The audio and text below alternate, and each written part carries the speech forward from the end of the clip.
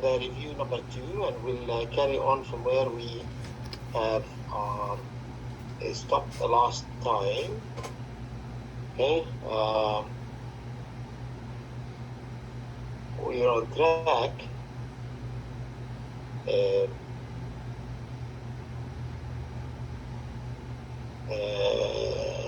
Okay, I think that's where we, yeah. Okay, so I left this mark in here. Let's just remove it.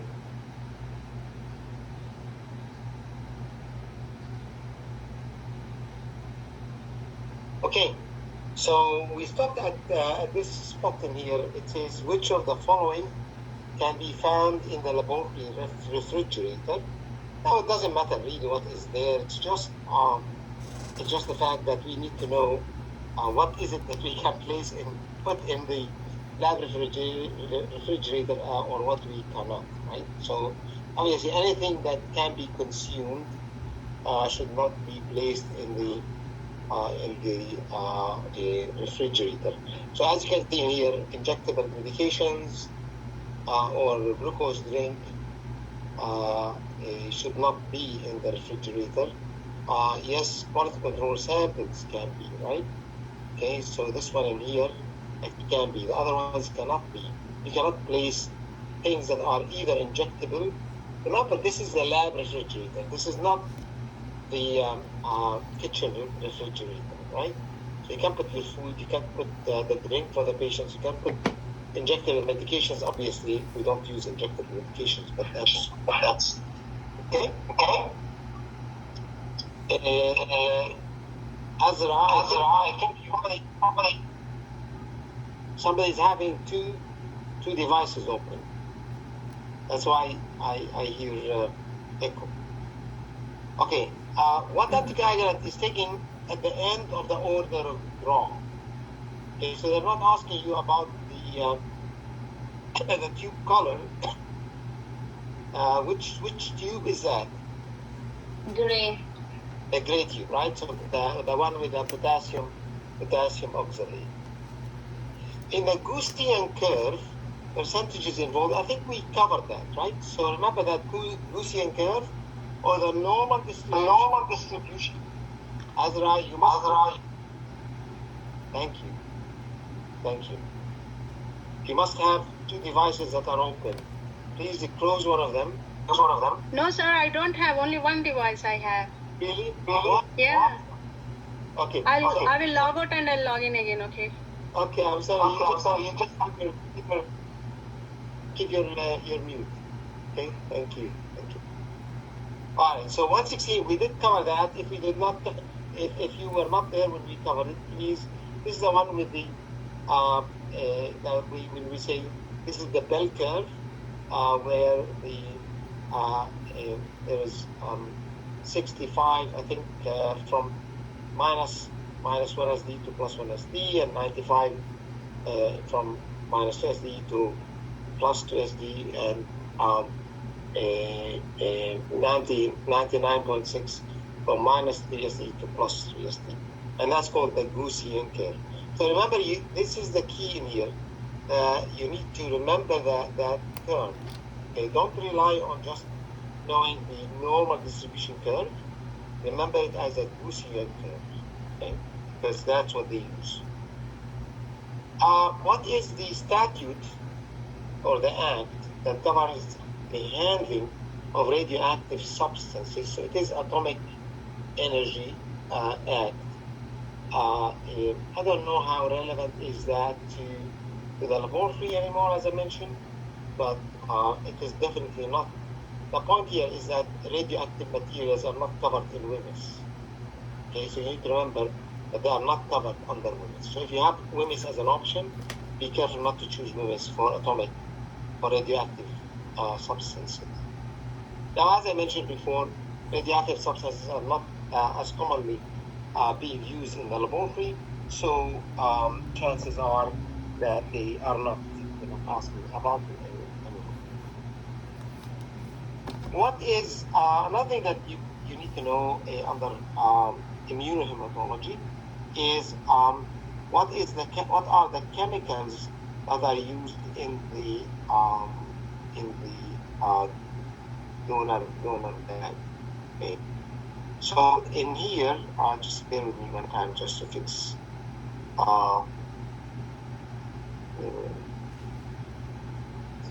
It's wrong here in the second.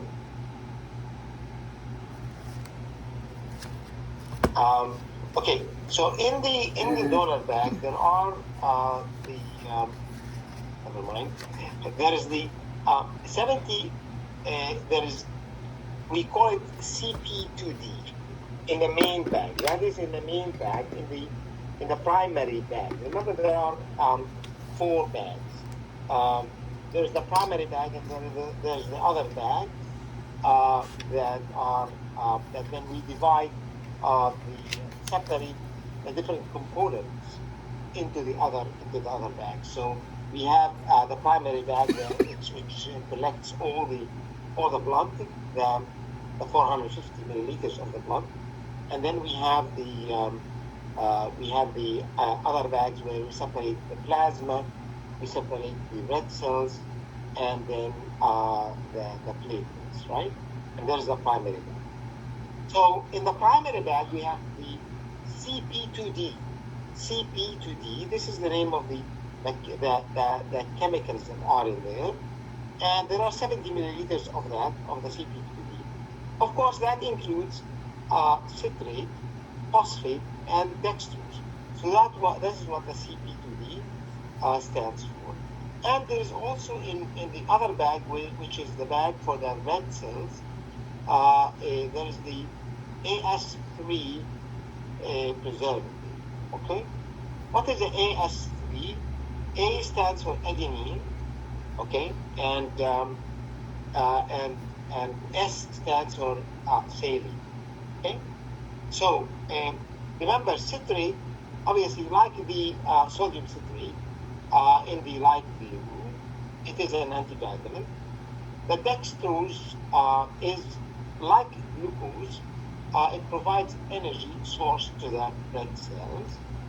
And the phosphate, which is really a phosphate buffer, is added to increase the adenosine triphosphate production as well. The ADP, adenosine triphosphate, ATP, right, which is the energy source, as well as, of course, it acts as a buffering system.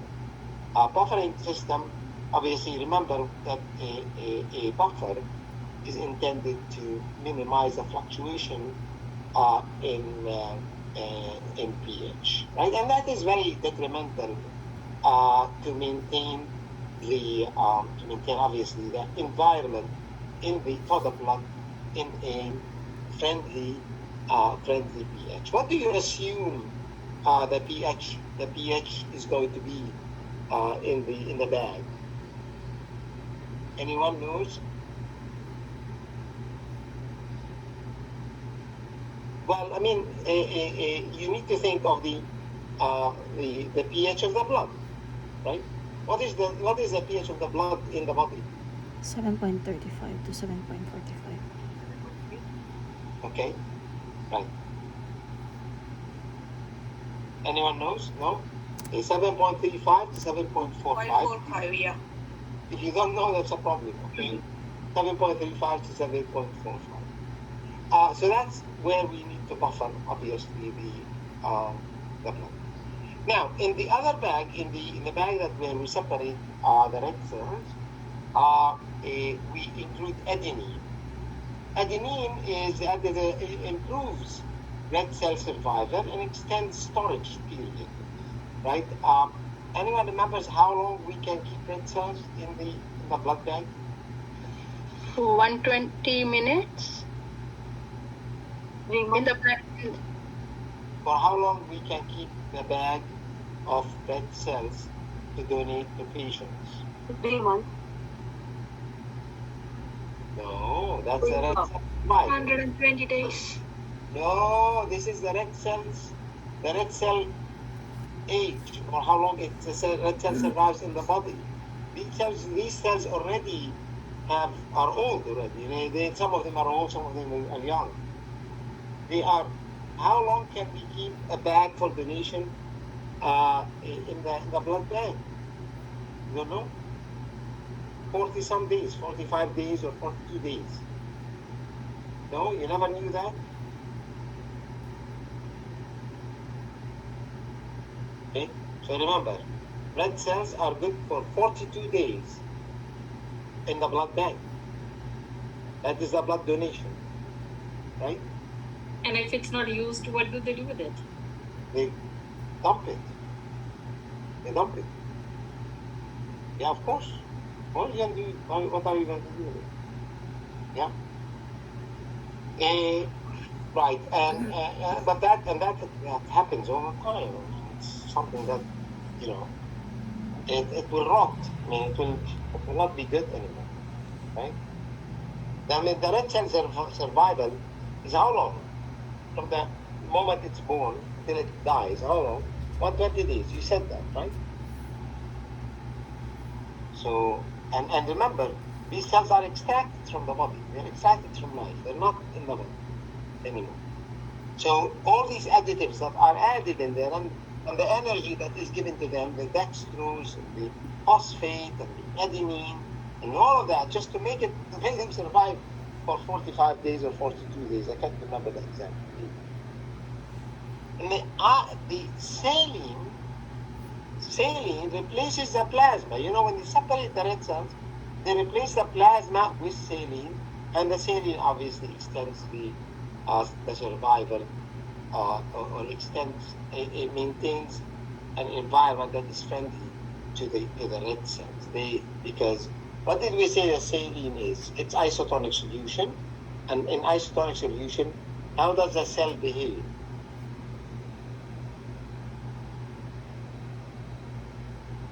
How does a cell behave in isotonic solution? No change. No change. No. Normal. In hypotonic,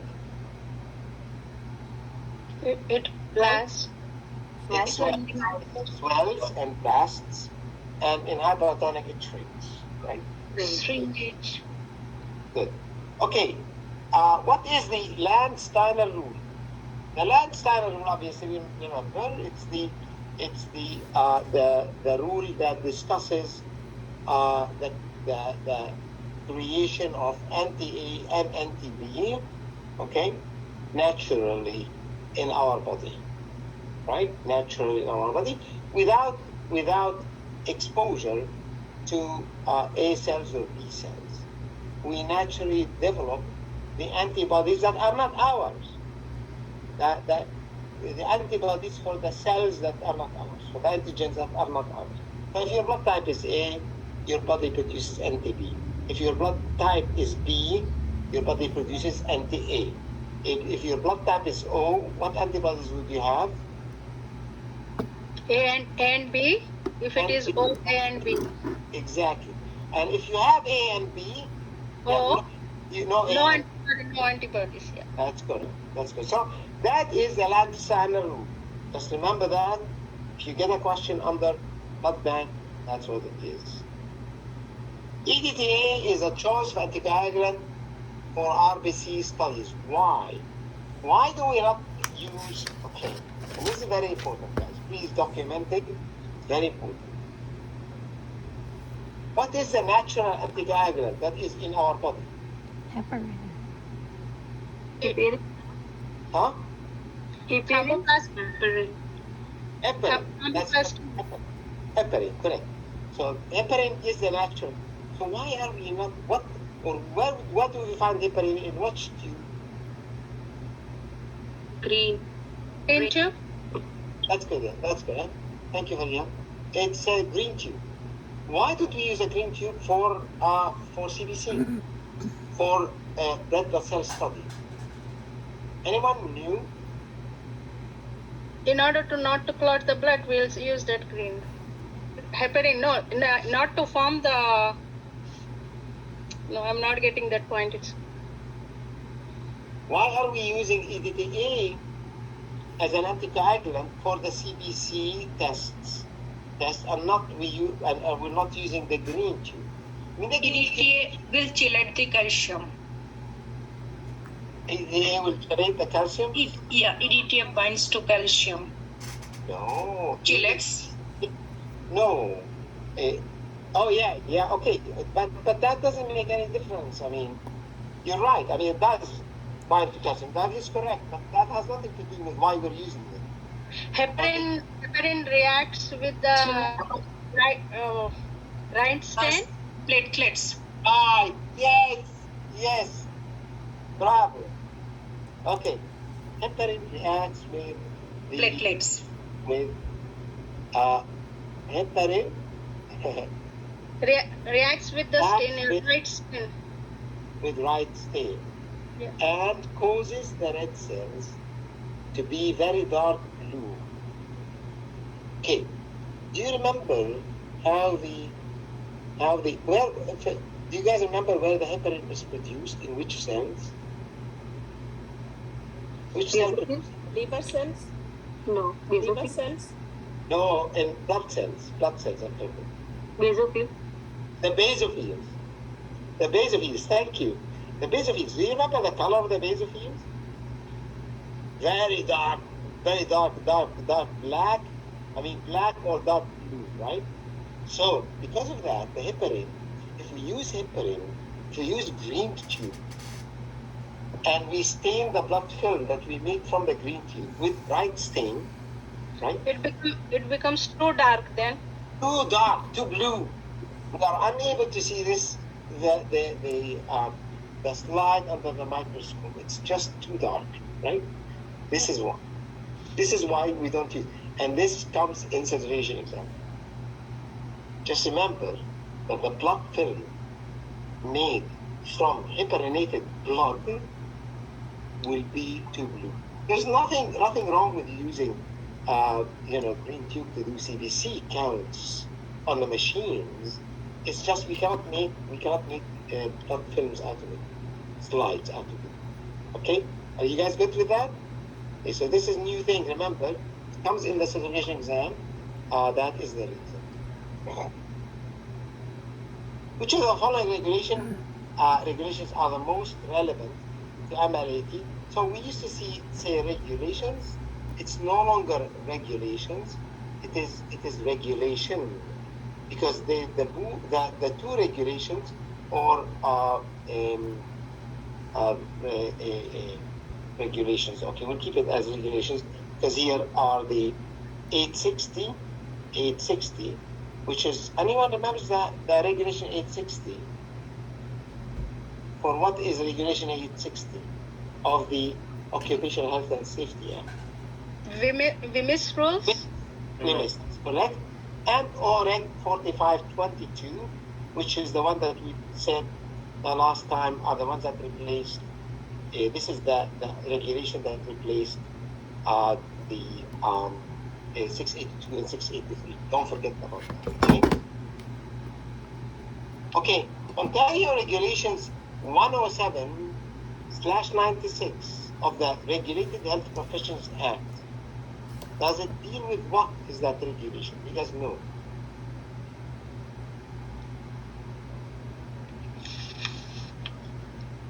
Technicians, it allows the technicians Yes.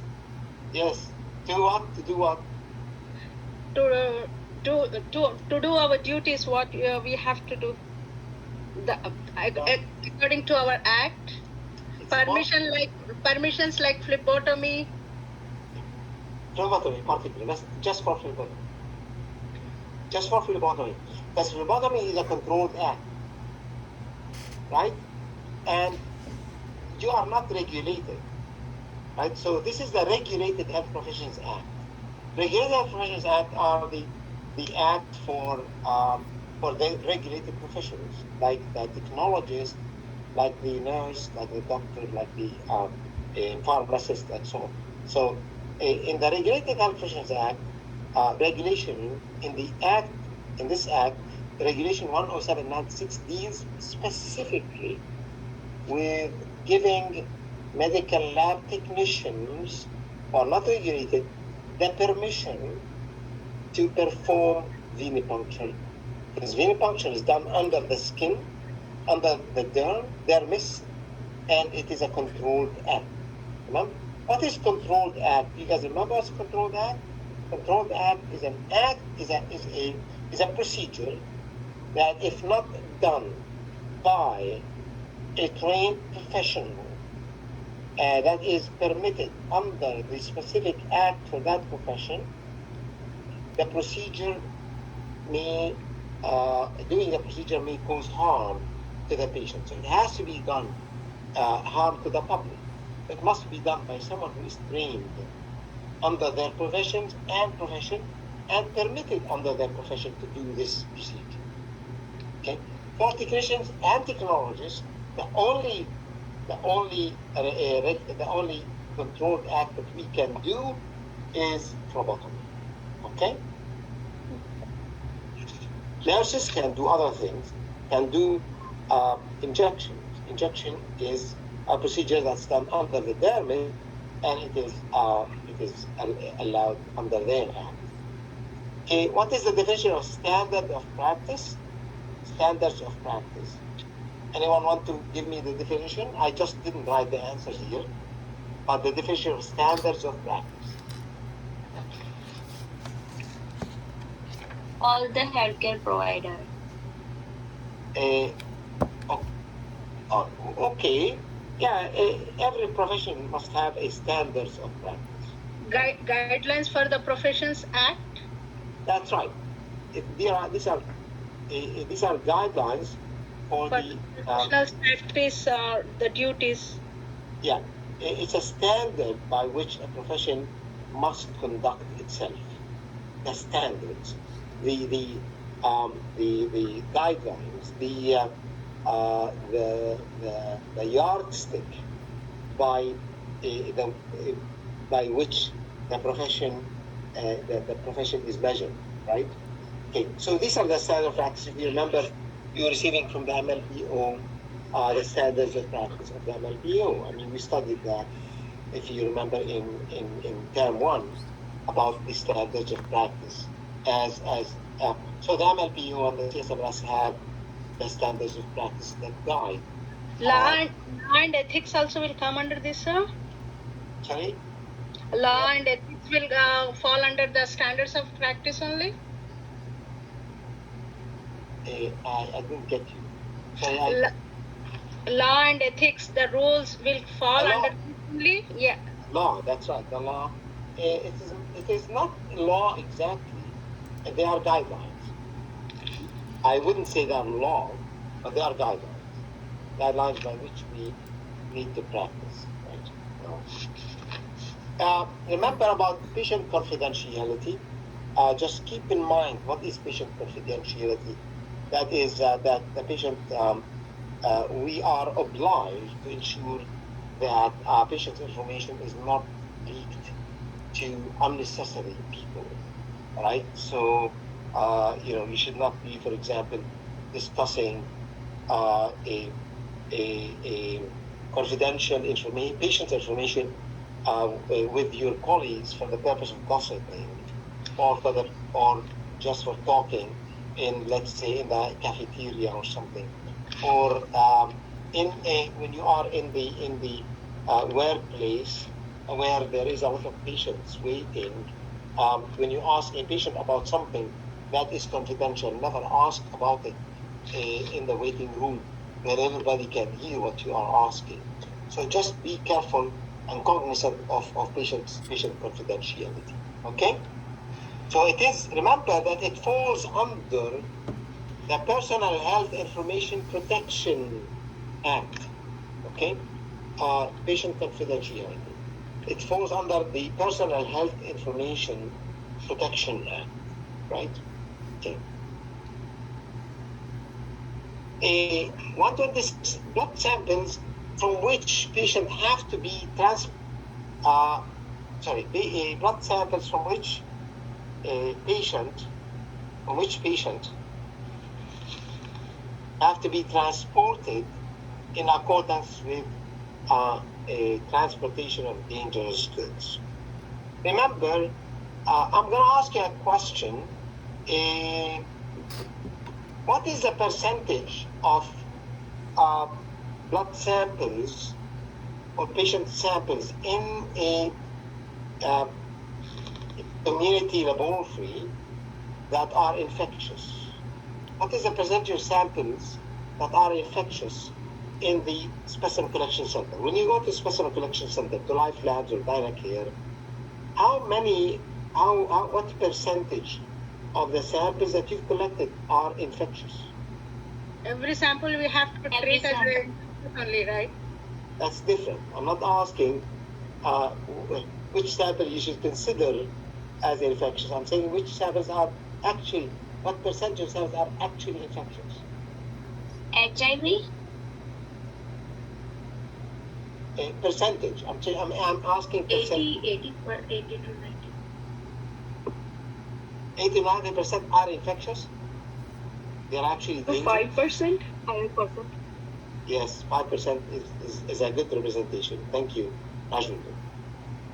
Who goes to the lab? You and I, me and my wife and my kids and my mother and my uncle, and they're not dangerous. They don't have diseases that can be transmitted to people, right?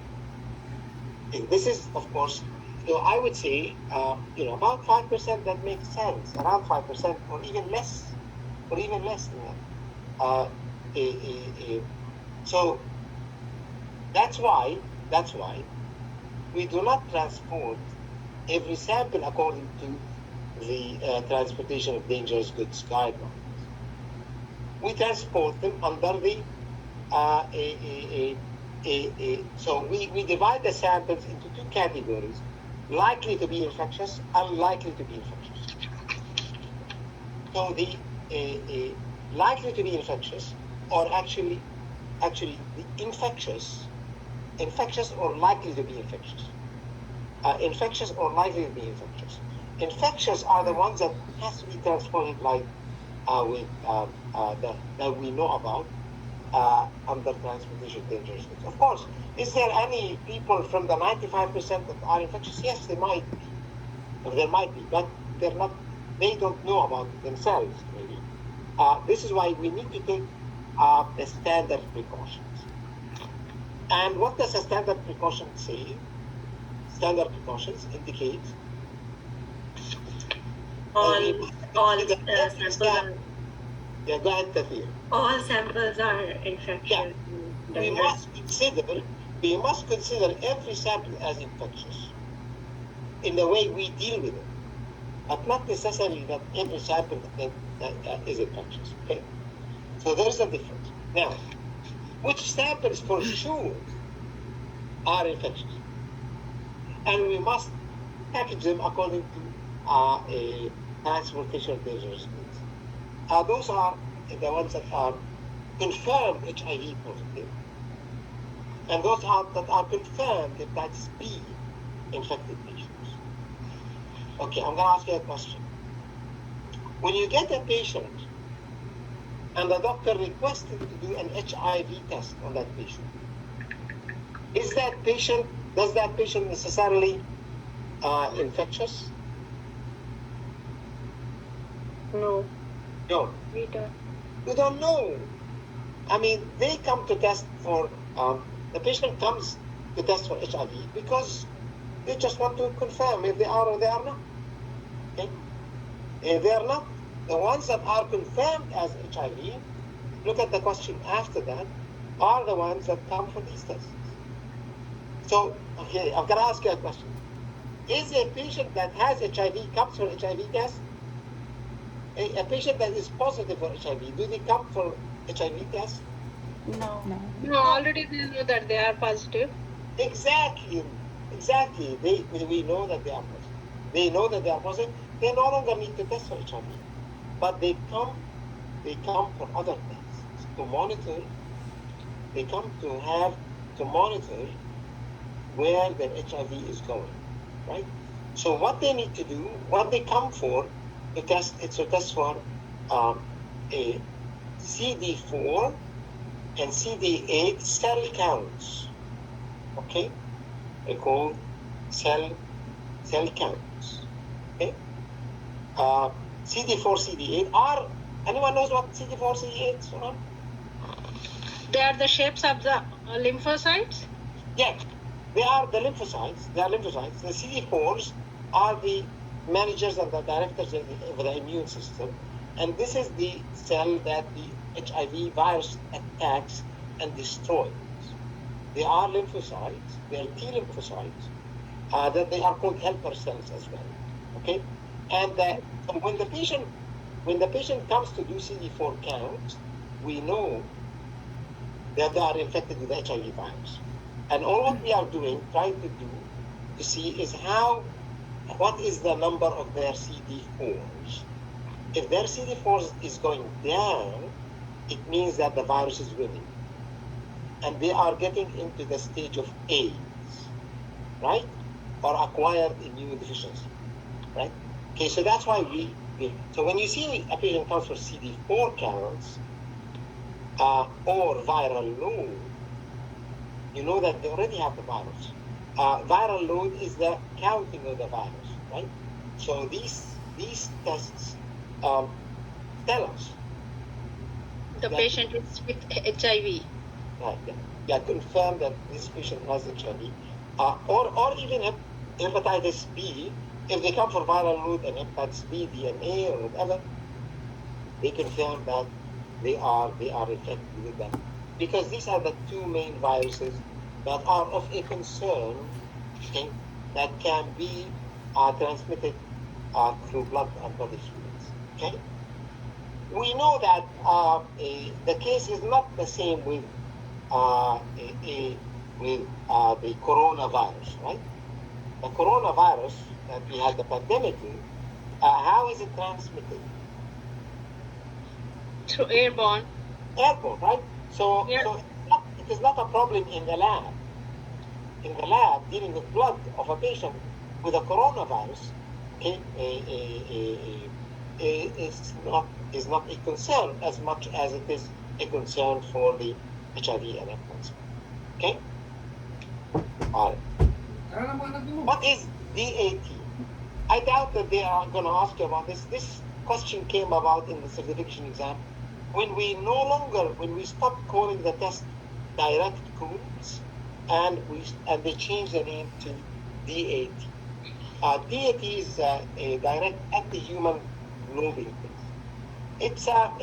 It's looking for antibodies that either that are attached to the red cells following a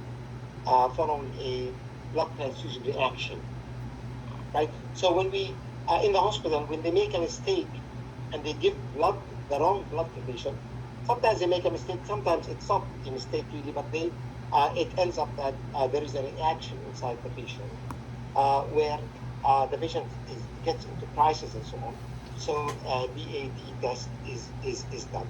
So it is direct anti-human globin test, which really is done usually, a test done for autoimmune diseases and other conditions when there is a reaction between the mother and baby. Like remember, the mother with the anti-RH, which are IgG, pass through the placenta and attach to the cells of the fetus. That's another time the DAT test is done.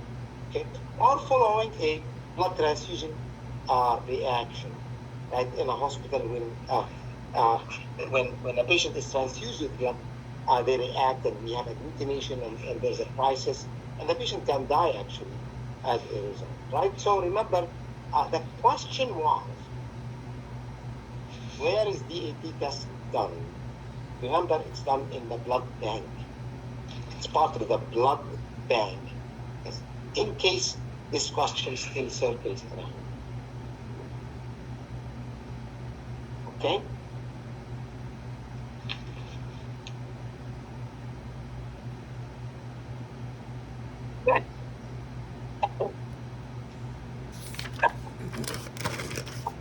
Good.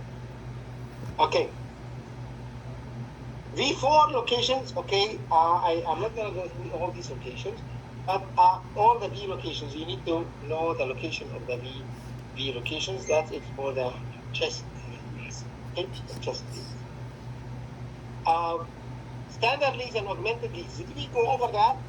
Did we go over these leads? No? Did we? Did we? Before? What's that?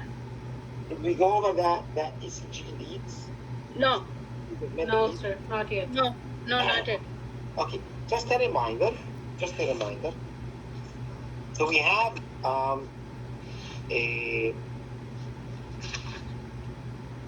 we have limb leads.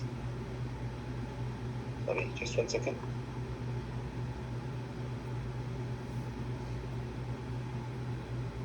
And we have chest leads. Okay, anyone can tell me what are the limb leads?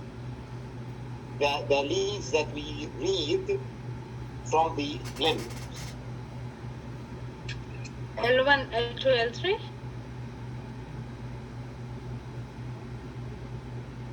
More.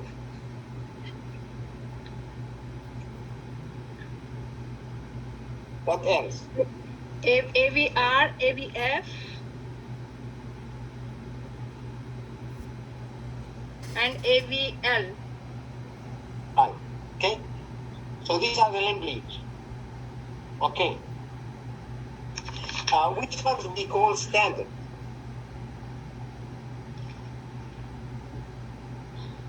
AVR, AVL, AVF. L1, L2, L3, bipolar are called standard leads. Okay, they are called these are called standard leads. STD here, leads. And these are called what the AVR, AVL, AVF, we call them what? Augmented leads, those are. Augmented, right? We call them augmented. L1, L2, L3 are standard limb leads. And AVR, AVL, AVF are augmented limb leads. Okay? These are also called, are referred to as bipolar. And AVL, AVR are unipolar. Are unipolar. Okay, what is when we say bipolar? What do we mean? What is actually why are we talking bipolar?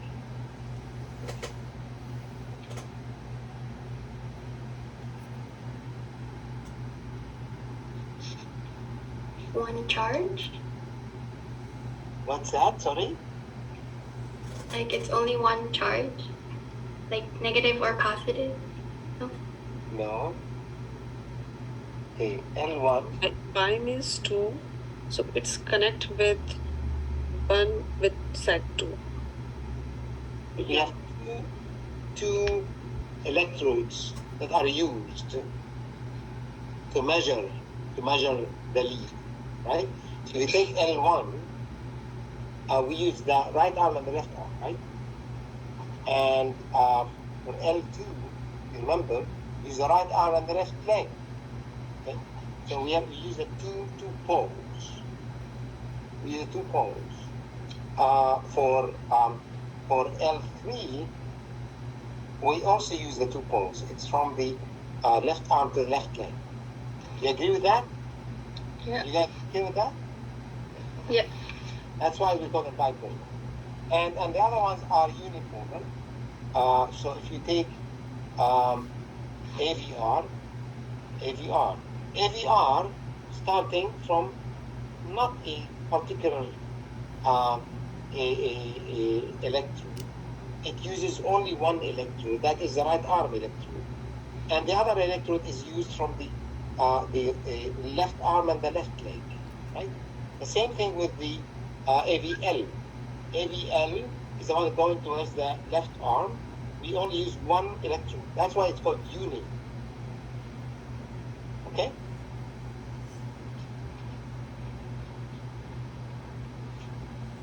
Is that how you learned it, guys? Okay. Chest leads. What are the chest leads? They are unipolar leads. V1 to V6. V1 to V6, yeah, and they are unipolar. So remember these, right? Okay, these are the difference between limb leads and standard standard leads, augmented leads. Really it should be here in 130. I should have written it as limb leads versus chest leads. Okay, but that is exactly what I meant. What I explained is really what matters. Okay. Okay.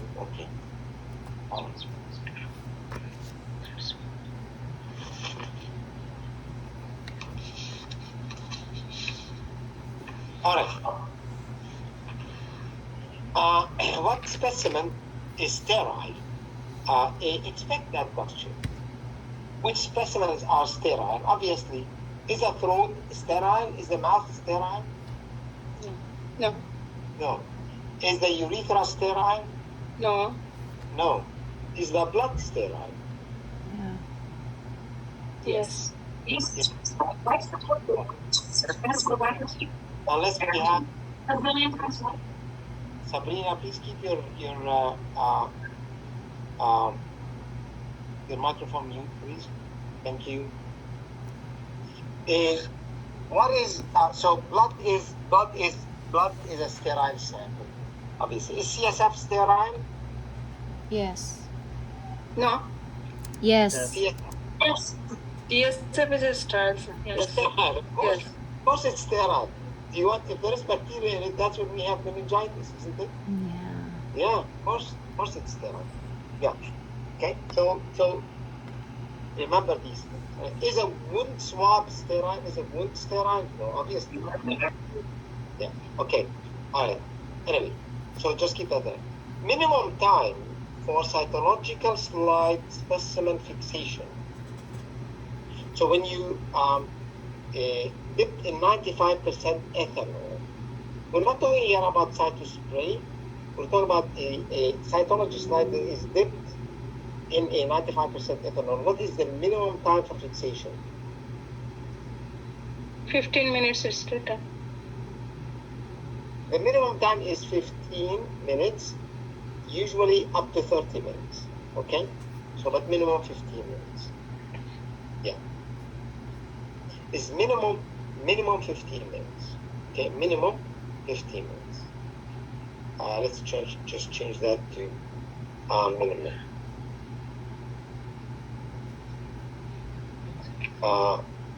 Right. Minimum 15 minutes. Okay. And this also came into the visual exam. Molarity. Okay, with molarity, what we need to remember is the molarity is based on the mole. Okay, on mole. On mole. Remember that it's based on mole, and that's where the word molarity. So molarity is a measure of concentration, and is based on the 1 mole dissolved in 1,000 milliliters. So remember that. How do we calculate the mole of a substance? How do we calculate the mole of a substance? Well, we calculate it by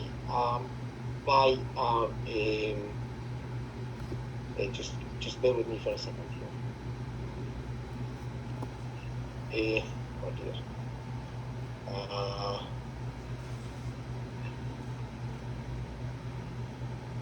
Okay.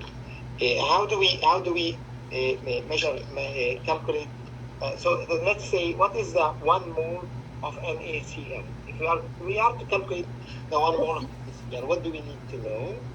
We need to measure. We need to have the atomic weight of the sodium, which is 23, and we need the atomic weight of the chloride, right, which is 35, right? And you combine it together, you get the molecular weight. Molecular weight of the NaCl, right? So its molecular weight is 58. 1 mole, so the 1 mole equals to, 1 mole is equal to the molecular weight in grams.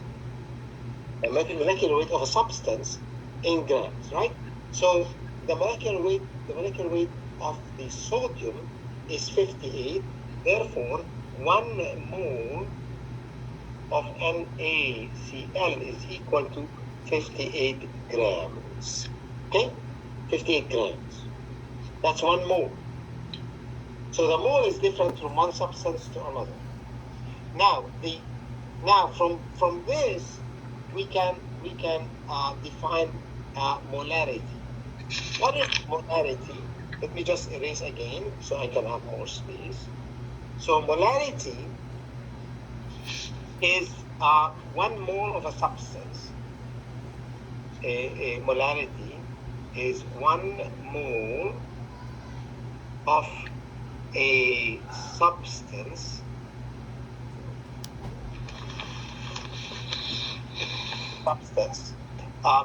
dissolved in 1,000 milliliters, right? So it's 1 mole of a substance dissolved in 1,000 milliliters or 1 liter. Therefore, 1 molar solution of NaCl is equal to 58 grams in 1 liter. Okay, in 1 liter. That's how we make 1 molar solution of NaCl. It's 50 grams of NaCl dissolved in 1 liter or 1,000 milliliters. The same thing, right? So if I say I need prepare, how do you prepare half 0.5 m of NaCl? Anyone can tell me? 58, half of 58?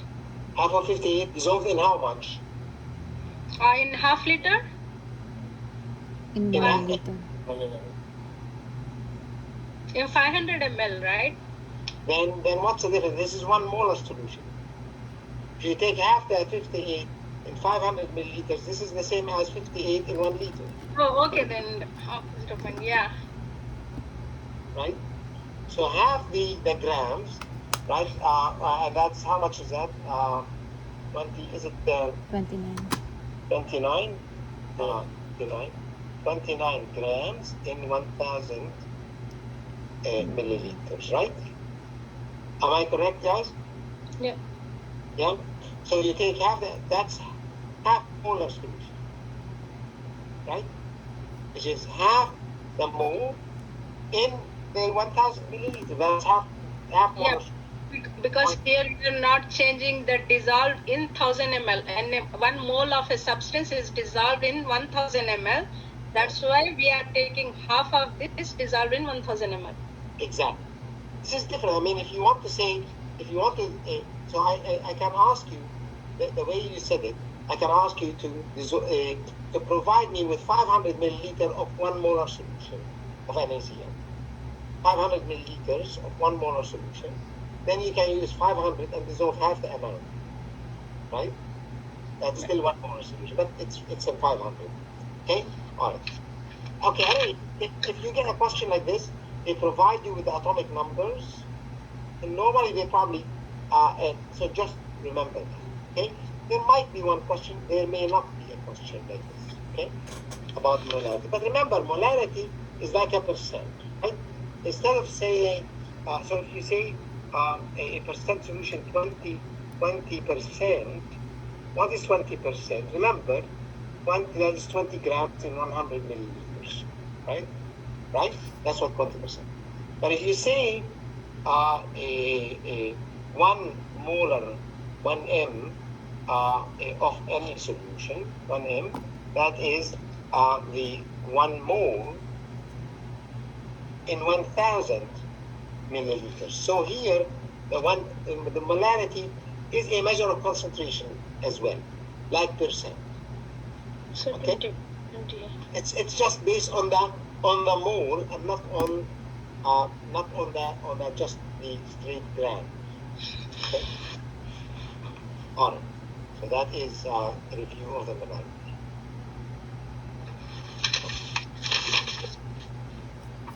Urine for microscopic exam, centrifuge at, remember, 1500 to 1800 RPM for 5 minutes for urine. Why I have this? Because this used to be 2000 to 2500 and it was reduced. Okay, back in the days. This is why it is in here. Remember, for the blood, we centrifuge it at 3000 RPM for 10 to 15 minutes. These are the guidelines. Okay?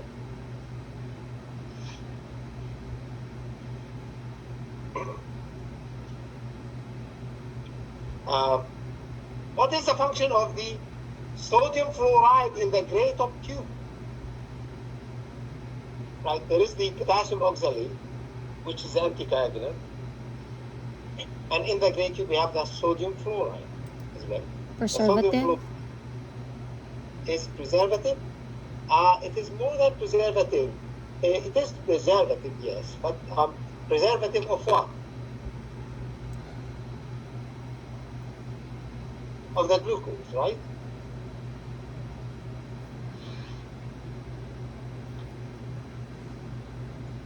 But here, glycolysis, it is breaking down here, right? Yeah, it inhibits the glycolytic enzymes. Yeah, well, yeah. Yes, what I wanted to say, it does interact with me. Okay, Azra is the only one that is really interacting, and one or two here and there. But please interact, okay? And encourage me to keep motivated, okay? I need to keep motivated.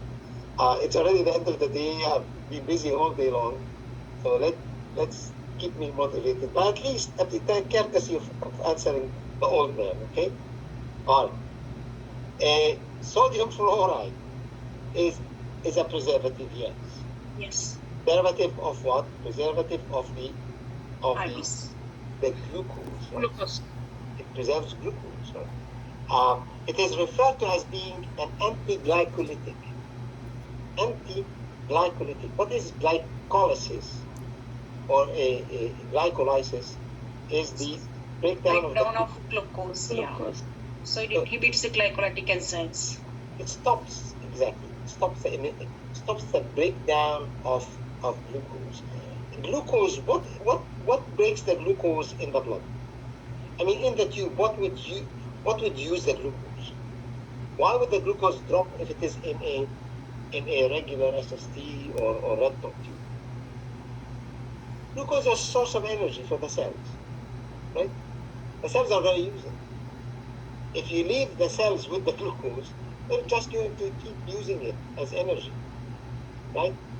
So if we keep the sample for more than an hour, the glucose is utilized. How Down. much? 50%? 50%? Yes, 50% in an hour. Can you imagine if we keep it in an SST without separation, without separating the blood? If you don't separate the blood, the glucose will break down by 50% in the first hour. Okay, so we need to be very careful. Okay, so remember we encountered the question in the beginning of what is the media for gram negative, and we said McConkey. We use McConkey for gram negative. Remember, and we said McConkey is also a lactose fermenter. We talked about it as being selective and being also differential. Remember we talked about that, McConkey, being differential and being Selective. Here, they ask a question in a different way. Look how they ask a question. Which media inhibits gram-positive bacteria? it is the same media that encourages gram-negative. Are you getting what I'm saying? Yes, sir. Yeah? Yeah. So be careful. Don't just think of McConkie is for gram-negative, McConkie is selected for gram-negative, it is differential for lactose fermenters. Because you are going to see a question like this. Which media inhibits gram-positive?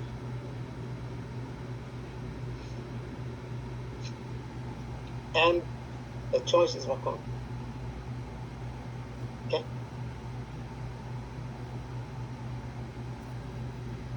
Right and left atria contract due to the impulse in the SE node. You remember that, guys? The SE node sends the impulse to both atria. Okay, right and left atria, and that's when they contract. And then, of course, the impulse goes down from the SE node to the bundle of His, bundle branches and Purkinje fiber, and then the ventricles contract. Okay. Pleural fluid is collected from around which organ? Pleural. Lungs. Okay. Lungs. And pericardium? Come here and kiss. Pericardium? Heart. Heart. Exactly, the heart. Okay. Okay. 139. How much blood is needed to make 50 milliliter agar from 5% sheep's blood? Or 15%, from 5% sheep's blood. 75 ml. All right, so I don't know how much it is, but you could be right. So how do you do that? How did you do that? What did you use? C1B. Yeah, because 5% means the 5 ml in 100%, 100 ml. So for 1000, obviously it will be like 50. Five for 5 milliliters In 100, blood. for 100. You use for 100 milliliters. Okay. Yeah. For 1,500, you use how many milliliters, right? So you multiply the number above the unknown diagonally, multiply it, and then you divide it vertically, right? So you say 5 ml times 1500, ml divided by 100. So the 100 and the 2 zeros on the bottom and 2 zeros on the top. Yes, 5 times 15 is 75. Very good. Okay. So here, when you look at the question, and it is really math question, but also try to be creative here and use how do you prepare the sheep's 5% sheep's blood, right? Sheep's blood, blood agar, right? SBA, sheep's blood agar. Okay, did we get that, guys? Okay, so expect that. This is combining here microbiology and math together. All right. If you cannot write down the information, you can take a snapshot if you want very quickly, because I need to erase it. Okay. Just as I said, don't put my picture on Facebook. We will remain friends. Okay. All right. Okay. How many grams? How many? Okay. So now these questions they're so easy. It's just 2 grams. They're just there to trick you, right? To trick you, thinking, oh my God! As soon as you see, oh, think math. I'm so bad in math. I'm scared with math, and so on. What is this? No, you can't. You can't recall. I'm sorry, you can't recall. Okay. How many grams of NaCl used to make 100 milliliters 2%? Right. Well, you said what? 2 grams? Yeah. Yeah, 2. 2 grams. Yeah, just 2 grams. 2 grams. Yeah, 2 grams in 100 milliliters because they're 2%. I mean, this question is so simple. It actually, because it's so simple, it's scary for people thinking, oh my goodness, this is complicated, and you end up, panicking and choosing the wrong answer and not even thinking about it. Okay.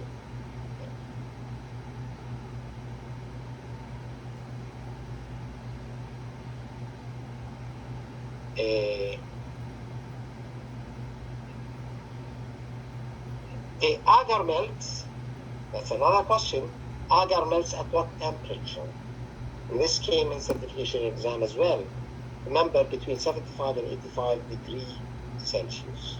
Okay. So this is when we are cooking agar, right? When we're making agar, right? Agar is a gel at room temperature, right? That's, anyone knows what is agar made from? What causes the agar? Where does the agar come from? Some marine algae. CV. From Agar. It's Right. marine algae. From seaweeds. That's correct, right? From algae. That's algae. You call it algae. Yeah. From seaweeds. And this is the agar is what causes the media to gellify at room temperature, right? So agar is a gel at room temperature, remaining firm at temperature as high as 65. Agar melts approximately 85 degrees Celsius, a different temperature from that at which it solidifies. It solidifies at a temperature between 32 and 40, right? So when it comes out. So anyway, they asked about this. Okay, remember at what temperature it solidifies and what temperature it melts. Now we never experienced. Sorry. We never experienced the agar melting because we never go the other way. We never melt already solidified agar. But we cook the media and we put it in the plates and we wait for it to solidify.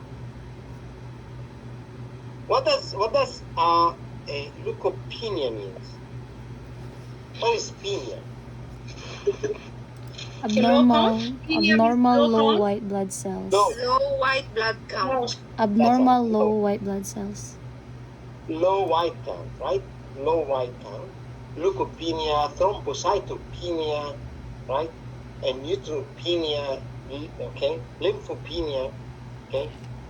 All of these means penia means drop low, okay?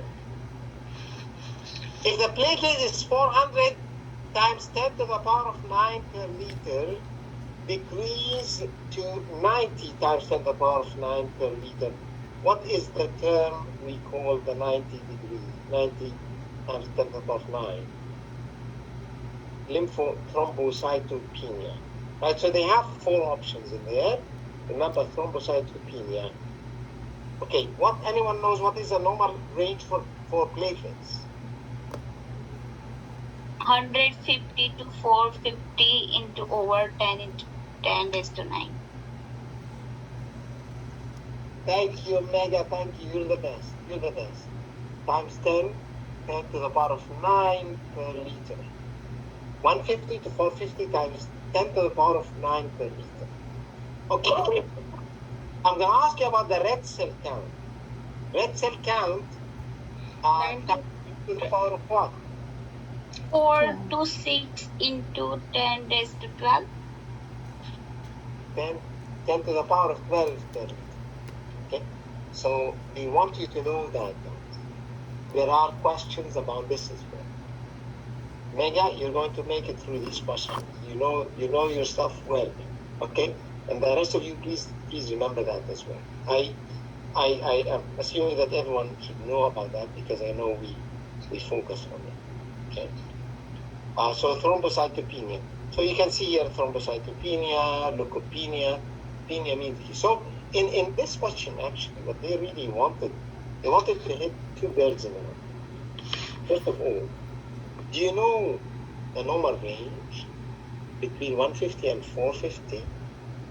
because you don't know that this is the normal range. You wouldn't know what 90 is referred to, right? So we're really asking you many things in this question. If you don't know one, you will not know the other. Know the one, you need to know the other. Right? So that's the trick in this question. The gel, obviously, in the SST or in the PST, what is the function of the gel in the SST and the PST? It separates. To separate, right? To separate. So when you say separate the SST, means to centrifuge it only, because the gel is separating the gel. The gel separates. This is the gel here. Okay. In an SST, what is it separating the blood into? Serum? From Serum. And what is the bottom part? RBCs? No. Clotted blood. Clotted blood. Yes. Clotted blood. Right? The bottom part is clotted blood. It has fibrin. It has all the cells in it. Everything. The white cells, the red cells, the platelets, and okay, it's there. Okay. If we take this is the SST. What is the PST? What does the gel separate the PST into? Plasma. It's Plasma and clot. Plasma and what? plasma and RBC cells here.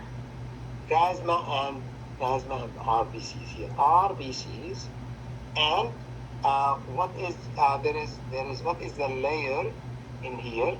Buffy coat. Buffy coat. Buffy coat. Exactly. So be careful. The PST, what anticoagulant has a PST? Heparin. Heparin. Heparin keeps the blood cold.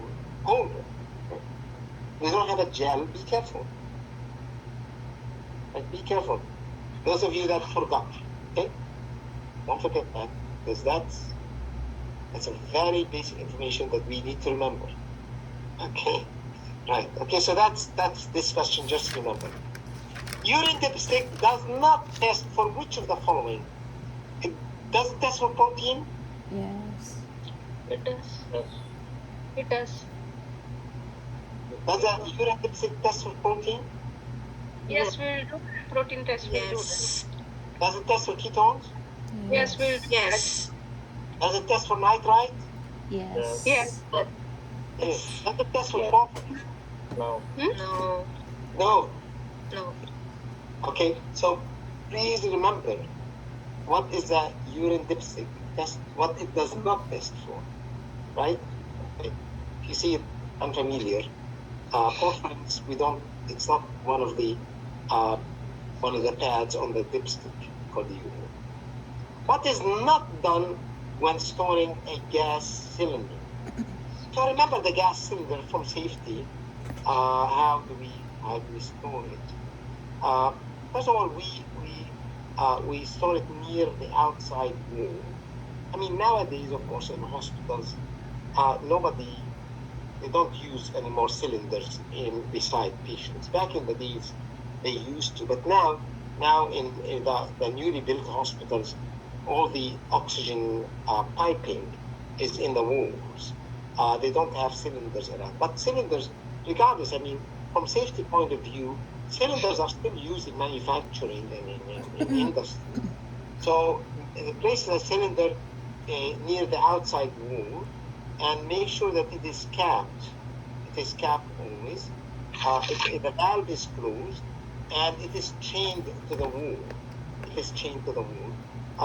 What you will never do is never place it horizontally. Okay?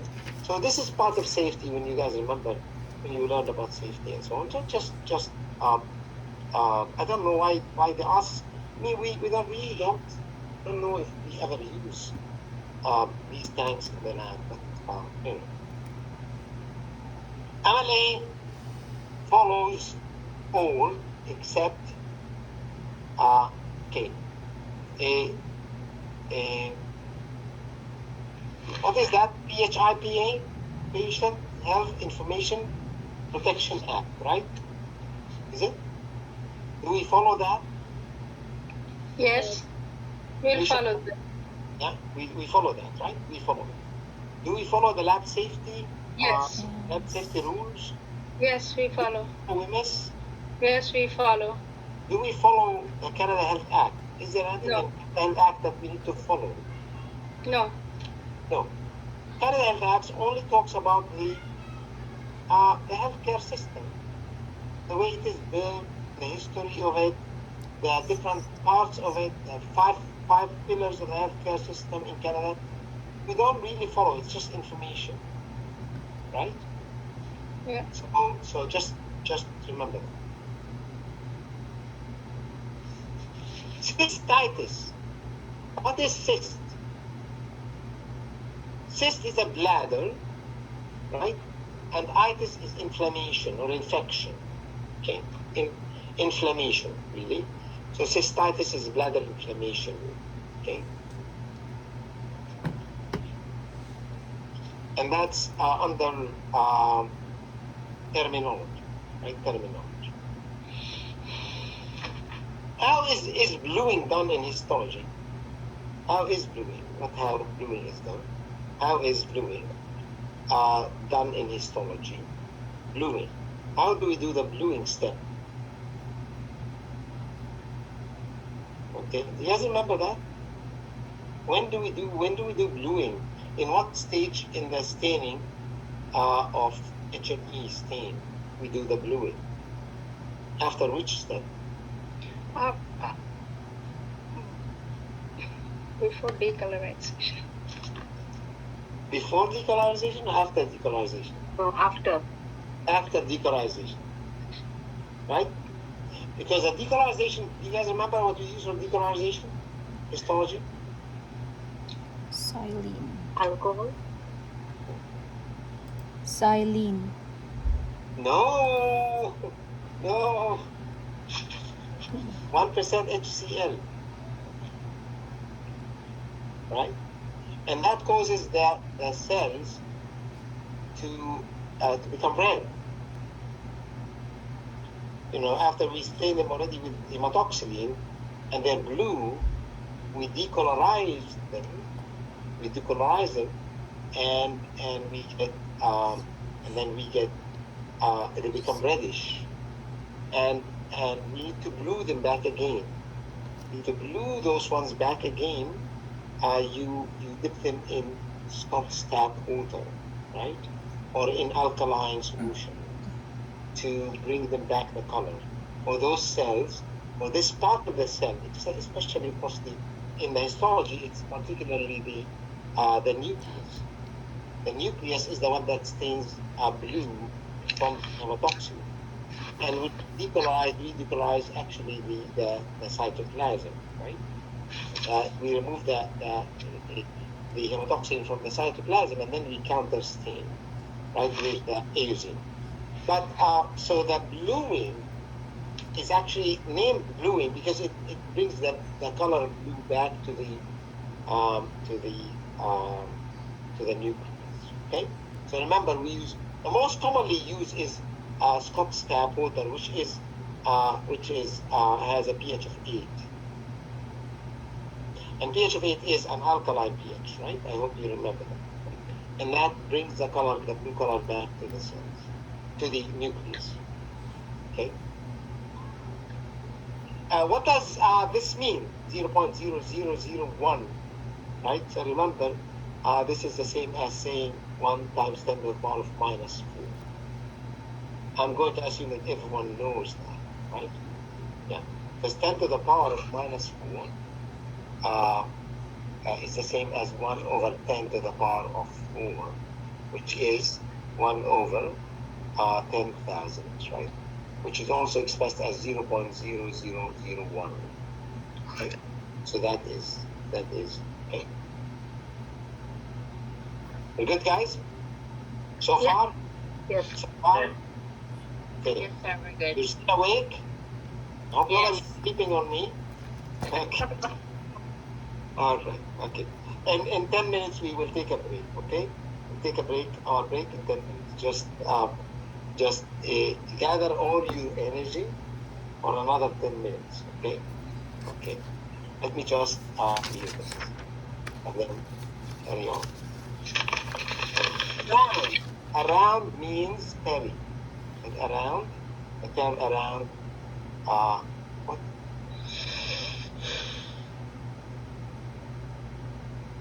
Sorry, around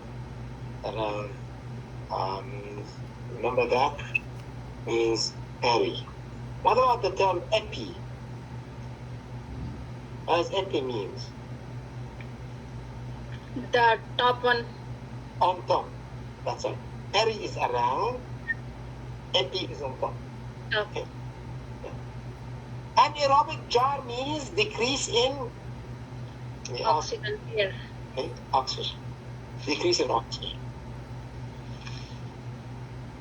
Anaerobic jar is increase in what? Increase in what? Carbon dioxide. That's right. Okay. So remember these things, yes.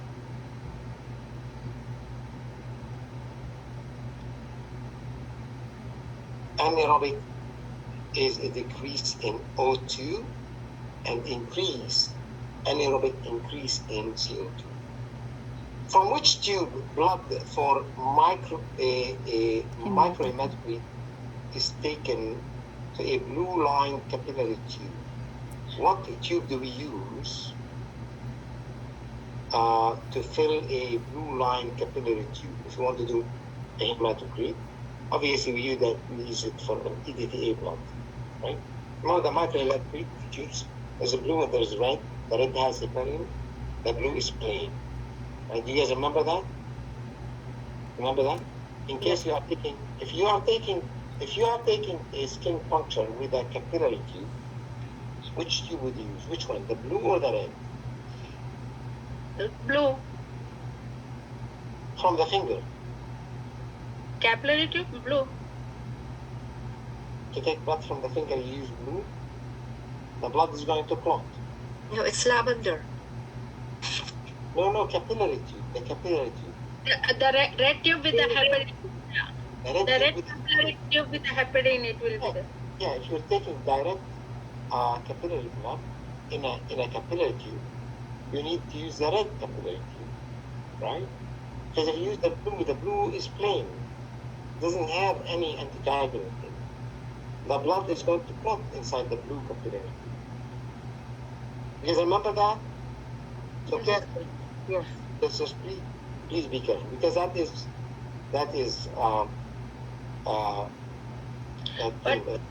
But to measure the clotting time, we'll use the blue capillary tube also, right? How much the clotting time it is taking? we don't do that test. You don't do that test. And we don't do clotting time. No. But usually they will use the blue tube, right? Have you ever done the clotting time that way? I've never done it. I've never done clotting time that way. I've done the clotting time in the old days, by either pricking the earlobe and measuring how long it takes to stop the bleeding, or by making incisions here on the forearm or in the back. That's how we do clotting time, right? The bleeding time, we call them bleeding time. We don't call it clotting. We call it bleeding time. Yeah, bleeding time. Yeah, I don't think they do it anymore. I don't think they do this test anymore. It's very crude. It's very inaccurate. We did it. I did it personally on patients, and it needs a lot of skill, because if you prick too hard, if you prick too little, it's going to affect your results. Right? Anyway, technicians are not involved in that. Milky xylene means what? When would the xylene turn milky? When it is mixed with what? Water. Water. When it mixed with water, right? So if there is insufficient dehydration in the tissue, means there is still water, and the xylene is going to turn the tissue milky. It's hard to see the tissue under the microscope. Okay, so please remember that. If wax is not removed from embedded tissue before H&E staining, the tissue remains unstained. Wax. Remember, we embed the tissue with wax. We need to remove that wax because wax is like oil. How do we deparaffinize the tissue? By using xylene? By using xylene. We dip the tissue in xylene just before we start the H&E stain. The first step in the H&E stain is we dip the tissue, the slides, in xylene. Xylene will dissolve the wax that is inside. It reverses, right? And then we dip it in water, right? To rehydrate the tissue, and then we start the staining with hematoxylin, because hematoxylin is water based. We need to bring the tissue to water. Okay, that's why we deparaffinize with xylene, and we dip in water to bring the water back into the tissue and remove the xylene, and then we start the H&E stain, the hematoxylin particulate. What are the reasons for seeing sediment on a hematology stained smear? Okay. So remember, on the smear, on the blood smear, and under the microscope, the smear. This is the smear. We will see sometimes deposits, particles. Okay. So these should not be there. Dirt. They are there. They should not be there.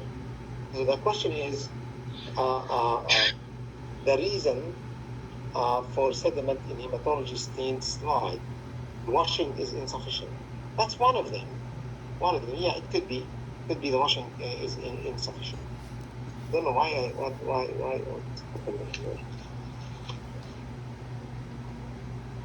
Okay.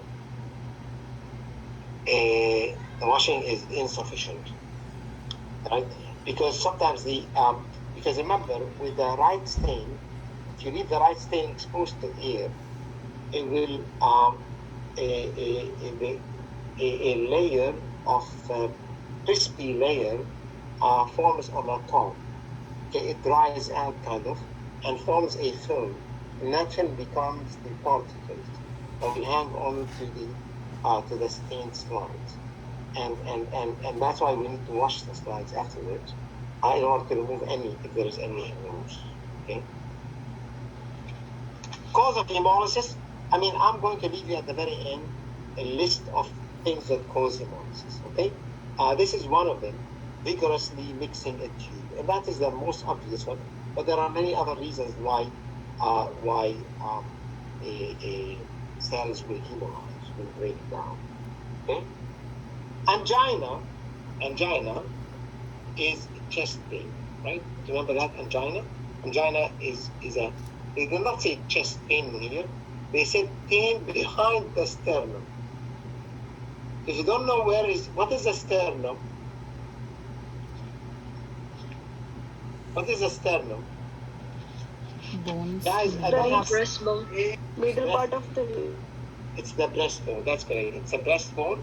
So angina is pain behind the breastbone. It's actually chest pain.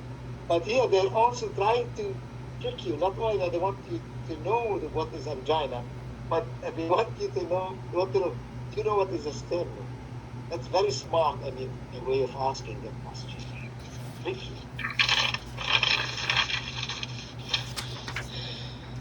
Plane that divides the body into superior and inferior. What is that plane? Transverse. Transverse plane. Right? Okay. And what is the plane that divides the body equally left and right? Mid-sagittal. Exactly, mirror image is mid-sagittal. Sagittal is dividing the body left and right, okay, not necessarily in the middle, right? Sagittal. Mid-sagittal exactly right in the dividing the body into equal halves, right? Okay, transverse plane, sagittal, okay, and there's also a another plane which is the ventral plane. I think ventral. I can't remember. Frontal. Frontal plane, yes, frontal plane. That's correct. Ventral or frontal plane. Exactly. Okay. Okay. To correct wandering baseline. So if your baseline in the ECG is wandering, right, going up and down, right? How do you correct it? Make sure how do you correct? What causes a wandering baseline? First of all,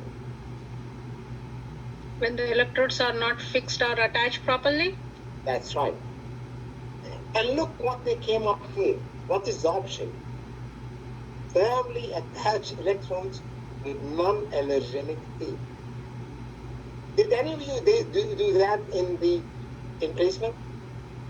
Yes, sir. Yeah, it's not sticky, so we used to keep the tape too, Yes, exactly. because to stick to the body. That's right. This is a practice. Obviously, when you're doing ECG, you're not going to go and shave the patient if the patient is hairy or something. Okay, so just hold it firm. Okay. Obviously, you can also sometimes the electrode is not.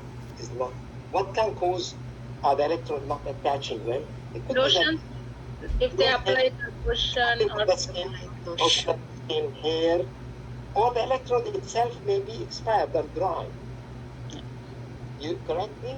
Correct? Yes, sir. Yes, sir. If it's dry, it will not stick. If it's been sitting outside for a long time between patients and dried out, it's not gonna stick well.